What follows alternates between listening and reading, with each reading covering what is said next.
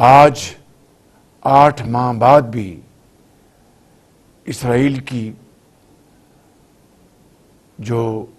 خون بہانے کی پیاس ابھی تک ختم نہیں ہوئی،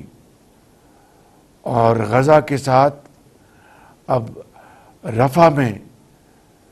بدترین حملے شروع ہو چکے ہیں، اور بچوں سمیت بزرگوں، ماؤں اور بہنوں کو دن رات شہید کیا جا رہا ہے۔ ہزاروں گھر مسمار کر دیے گئے ہیں، اور ستم ظریفی یہ ہے کہ جو عالمی عدالت ہے ان کے فیصلوں کو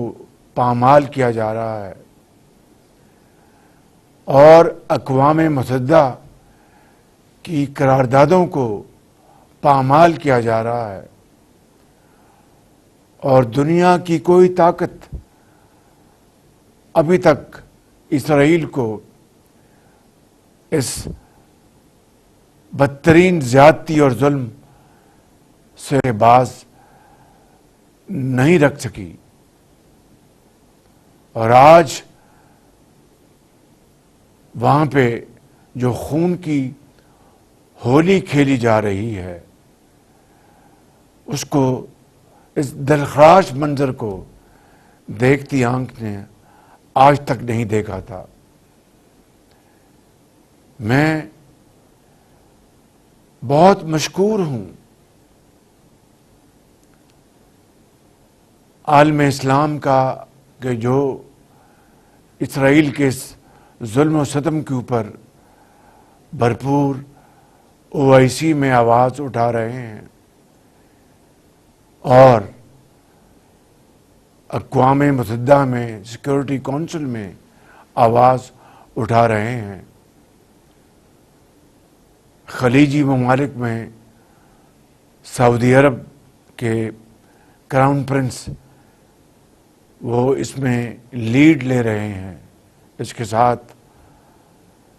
UAE، قطر، کویت اور دوسرے ممالک شامل ہیں۔ اس کے ساتھ ساتھ میں بہت شکر گزار ہوں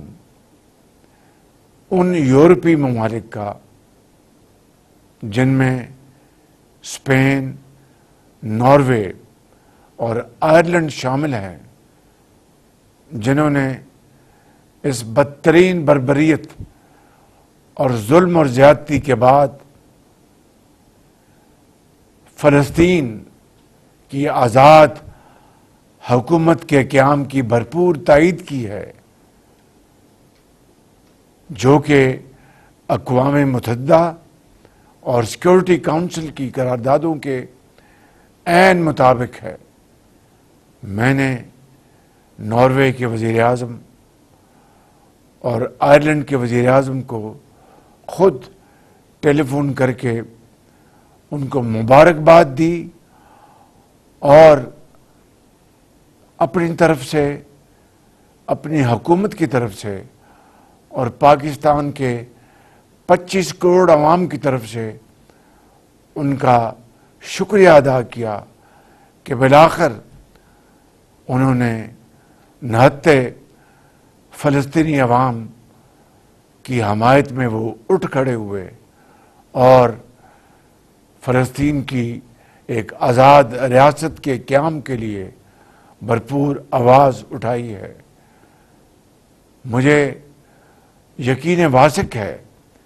کہ اس سے دوسرے ممالک کو بھی اب حوصلہ ملے گا، اور وہ بھی ان 3 یورپی ممالک کی آواز کے ساتھ اپنی آواز ملاتے ہوئے ایک آزاد فلسطینی ریاست کے قیام کے لیے بھرپور آواز بھی اٹھائیں گے اور کاوشیں بھی کریں گے۔ اللہ تعالیٰ سے ہم سب دست بدعا ہیں کہ غزہ میں اور رفح میں جو ظلم کے پہاڑ توڑے جا رہے ہیں اس کا جلد سے جلد خاتمہ ہو اور فلسطینی عوام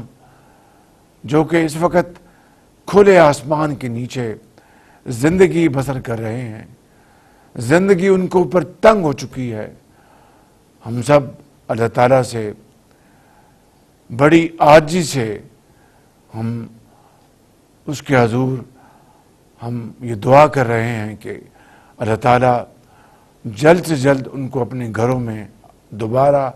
آباد کرے اور فلسطینی ریاست کا قیام جلد سے جلد مارز وجود میں آئے۔ ان الفاظ کے ساتھ میں ایک مرتبہ پھر فلسطینی عوام کے حقوق کی اور کشمیری عوام کے حقوق کے لیے بھرپور آواز اٹھاتا ہوں، اور پاکستانی عوام کے دلوں کی